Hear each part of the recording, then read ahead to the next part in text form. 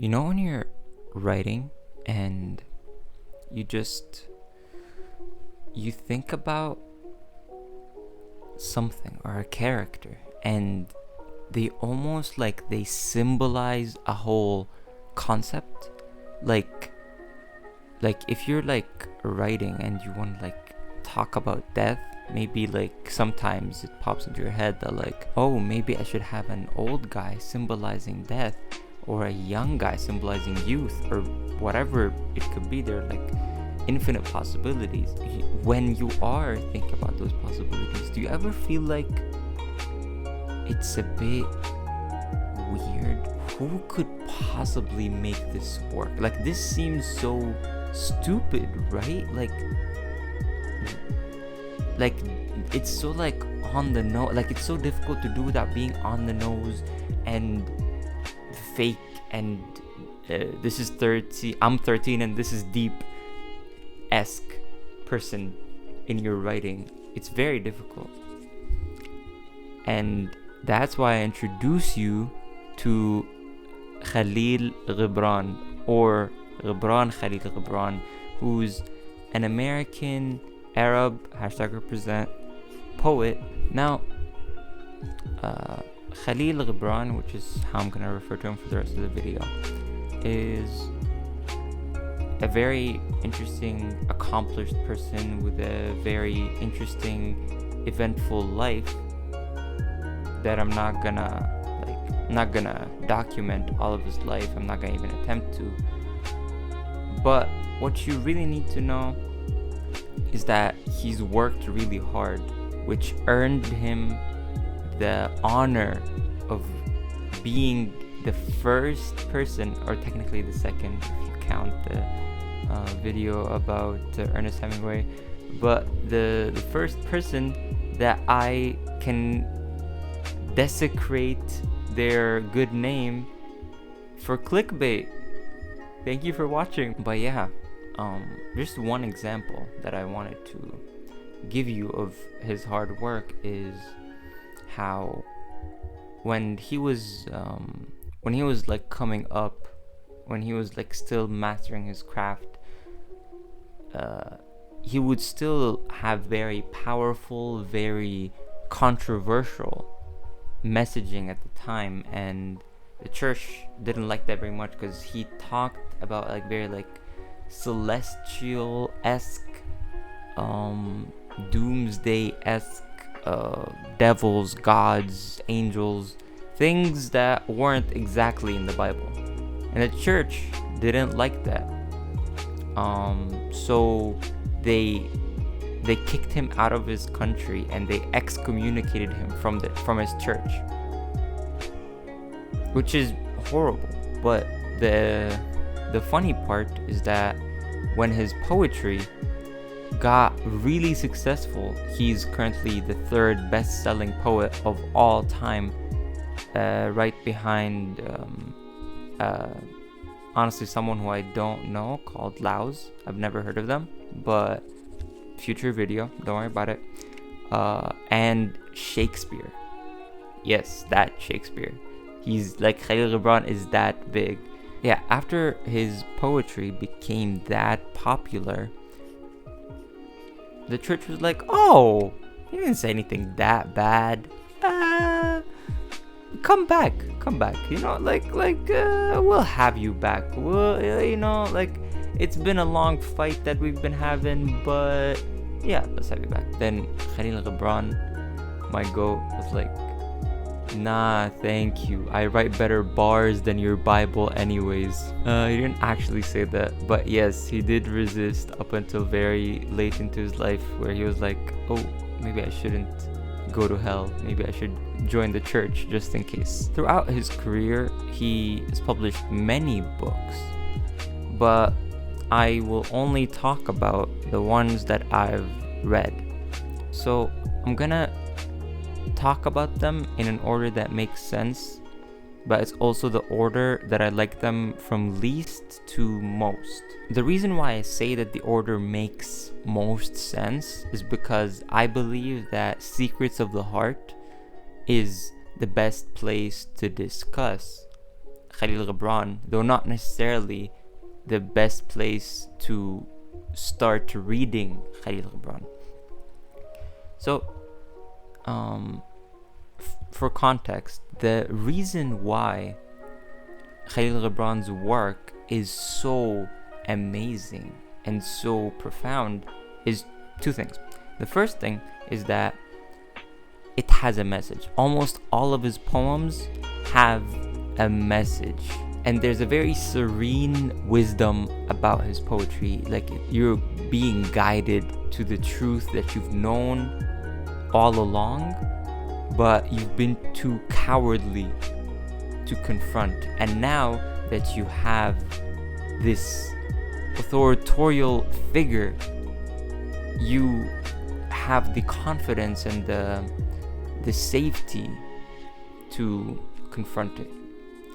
I hope what I just said makes sense, but I feel like it will as we go along. The second reason is that when you're reading the poem, it feels like in your brain there's like a flashing neon light that goes like, oh, this is the moral, in like all caps.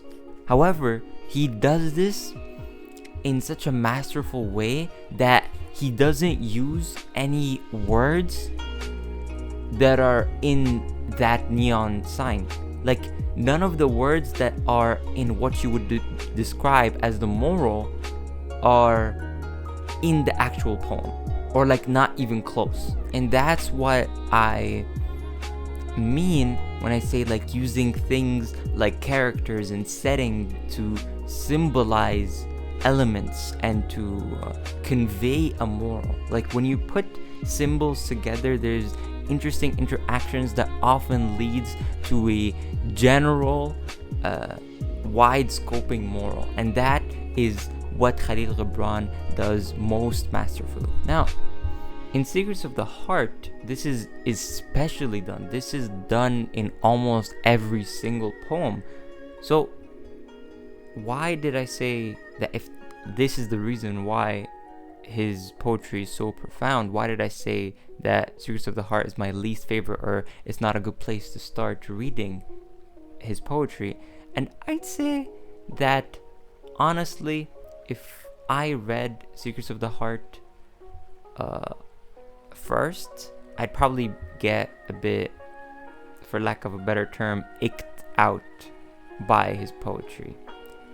In other words, it feels a bit cringe reading his poetry. It feels like, at times it can feel like, hello, greed, rage, envy, and consumerism. I am your father, America. To be entirely fair, he published and wrote all of these books way before the term cringe had the connotation that it does now, so cut him some slack. Now, for my second favorite Khalil Gibran book, it's the one I would personally recommend to read first, because that's what I did as well. And I'd say that it's probably the most popular, most well-held book to this day from his catalog, and that is The Prophet. Now, The Prophet almost has the opposite problem for me, or more accurately, I wished the premise of The Prophet was a bit different.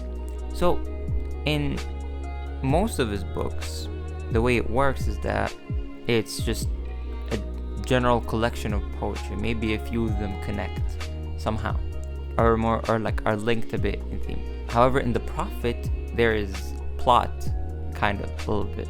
So the story goes that the Prophet is leaving his hometown to go to whatever prophets do, and the townsfolk who implicitly were like just asking the Prophet lackadaisically whatever they wanted, whenever they wanted, now wanted to squeeze the prophet cow for as much knowledge as they can.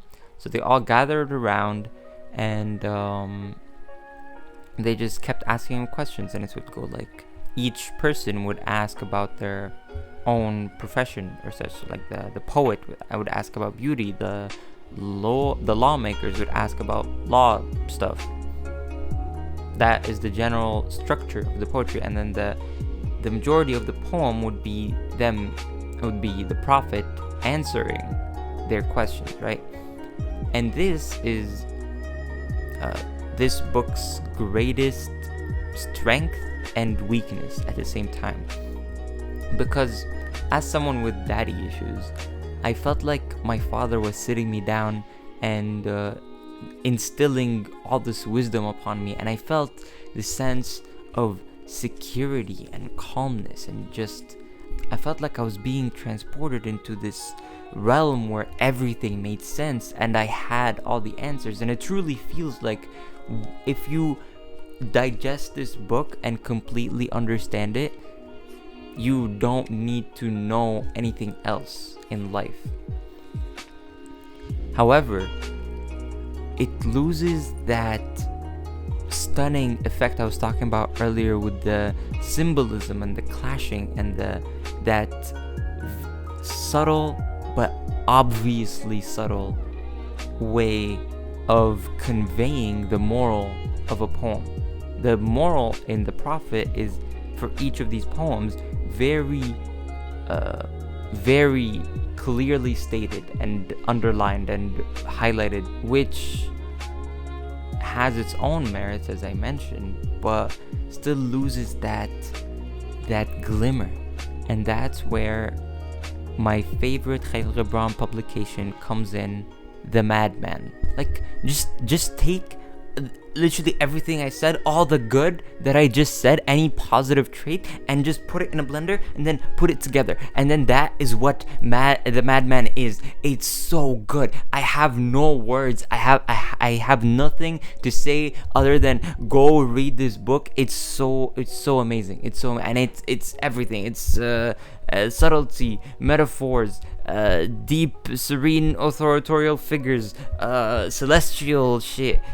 It's so amazing. I have no words, and it makes me so angry how amazing this book is. Khalil Gibran, if you're listening, you're a little. So, in conclusion, Secrets of the Heart, 8 out of 10. Really good book. The Prophet,